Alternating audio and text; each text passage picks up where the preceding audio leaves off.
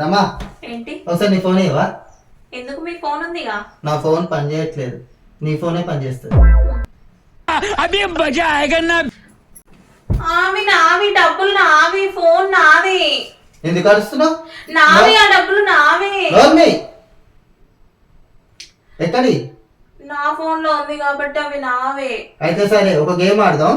ఇగో డబ్బులు ఇక్కడ పెట్టినా, ఫోన్ ఇక్కడ పెట్టినా, ఎవరు గట్టిగా కొడతారో వాళ్ళే డబ్బులు.